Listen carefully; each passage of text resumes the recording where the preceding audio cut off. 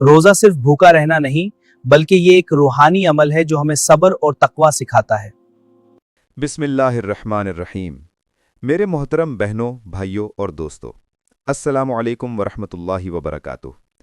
कुछ लोगों का ख्याल है कि रोज़े से क्या होगा, बस खाना छोड़ना ही तो है। लेकिन हकीकत में रोज़ा सेहत के लिए सबसे बेहतरीन काम है जो आप कर सकते हैं। वज़न कम करने का सबसे ताकतवर तरीका है और कैंसर समेत बेशुमार मसाइल में मददगार साबित हो सकता है। इसकी वजह यह है कि रोज़ा सेहत के ज़्यादातर मसाइल की गहरी जड़ को हल करता है, यानी इंसुलिन की मुदाफ़ियत। इस हालत में इंसुलिन जिस्म में वाफिर मिकदार होने के बावजूद काम नहीं करता और माइटोकॉन्ड्रिया को पहुंचने वाला नुकसान। ये बुनियादी नुकसानात रोज़े से ठीक हो सकते हैं।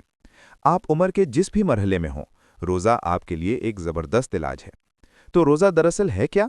ये कोई डाइट नहीं, बल्कि खाने और न खाने का एक तरीका है। आप अपने जिस्म को वही अंदाज इख्तियार करने देते हैं जिसके लिए अल्लाह ताला ने इसको बनाया है। हमारे जिस्म इसलिए नहीं बने कि 24 घंटे खाना मिलता रहे। मुसलसल खाना वज़न बढ़ने, सोजिश, दिमागी खलियात और मुदाफ़ियती निज़ाम की खराबी का सबब बनता है। जब हम इस अमल को उलट देते हैं और कम वक्फों से खाते हैं तो जिस्म में गहरे दर्जे पर हैरत अंगेज़ तब्दीलियाँ आती हैं। कुछ खास हार्मोन्स मुतासर होते हैं, इंसुलिन कम होती है और इससे जिस्म को चर्बी इस्तेमाल करने का मौका मिलता है। जब इंसुलिन ज़्यादा हो तो चर्बी इस्तेमाल नहीं हो सकती। याद रखें, वज़न कम करने के लिए इंसुलिन को कम करना बहुत ही ज़रूरी है। अगर आप ये बात समझ लें तो वज़न कम करने का तरीका बहुत सादा हो जाता है। इंसुलिन को कम रखें और ग्रोथ हार्मोन फ़ाल करें और ज़्यादा करें, जो कि रोज़े के दौरान खुद ब खुद बढ़ता है। एक बड़ी अलामत जो बताती है कि रोज़ा काम कर रहा है वो ये है कि भूख ख़त्म हो जाती है। मेरे नज़दीक रोज़े का सबसे बड़ा फ़ायदा दिमागी कारकर्दगी है। रोज़े से दिमाग बहुत बेहतर काम करता है। आपको अंदाज़ा नहीं, बार बार खाना दिमाग को किस कदर नुकसान पहुंचाता है। बार बार खाने से हर वक्त जहनी धुंध रहती है, जैसे सर पर कोई भारी सा बोझ हो। रोज़े से तवज्जो, कंसंट्रेशन और याददाश्त सब बेहतर हो जाती हैं। इसके अलावा रोज़ा मूड को बेहतर बनाता है। अगर आप पहले डिप्रेशन या बेचैनी का शिकार थे तो ये कम हो जाती है। एक शख्स शदीद डिप्रेशन में था, खुदकुशी करना चाहता था और उसने खुद को भूखा रखकर मरने का फैसला किया और अपने आप को कमरे में बंद कर दिया। चंद दिन बाद वो बेहतर महसूस करने लगा। उसने खुदकुशी का इरादा तर्क कर दिया, रोज़े के बारे में तहकीक की, वज़न कम किया और आज एक खुशहाल ज़िंदगी गुजार रहा है। यहाँ एक बात वाज़ेह रहे, रोज़ा भूख से मरने के बराबर नहीं है। भूख से मरना उस वक्त होता है जब जिस्म की चर्बी खत्म हो जाए और जिस्म पट्ठों और आज़ा को तवानाई के लिए इस्तेमाल करने लगे। जिस्म में मौजूद चर्बी दरअसल इसीलिए है कि हम बग़ैर खाए ज़िंदा रह सकें।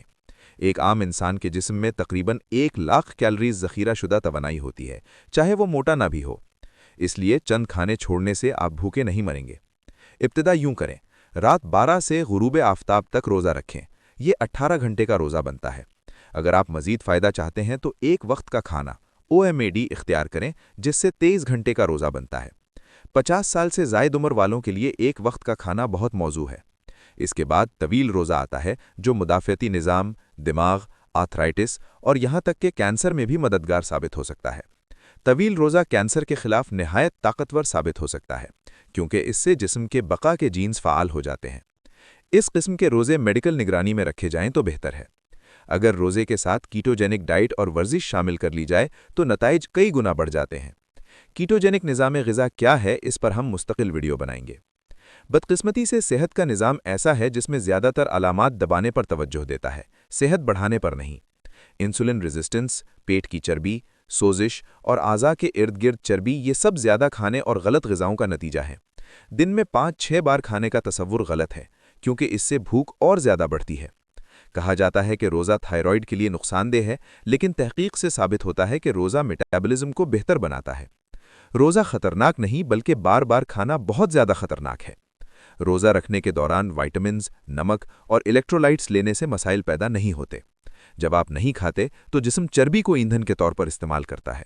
विटामिन्स, पानी, चाय और कॉफ़ी इफ्तारी के बाद लेने में कोई मुज़ायक़ा नहीं, बस शक्कर यानी चीनी से परहेज़ करें। अब आपके पास ये इल्म मौजूद है कि मुख्तलिफ रोज़े रखने के तरीक़ों से अपनी ग़िज़ा को कैसे कम या ज़्यादा कर सकते हैं। शुगर के मरीज़, मोटापे वालों और ऑटो इम्यून मरीज़ों और कैंसर के मरीज़ों के लिए रोज़े की मुख्तलिफ अक़साम हैं। आखिर में दुआ है कि अल्लाह ताला सबको सेहत से नवाजे। आमीन। व आखिरु दावाना अनिल हम्दुलिल्लाहि रब्बिल आलमीन।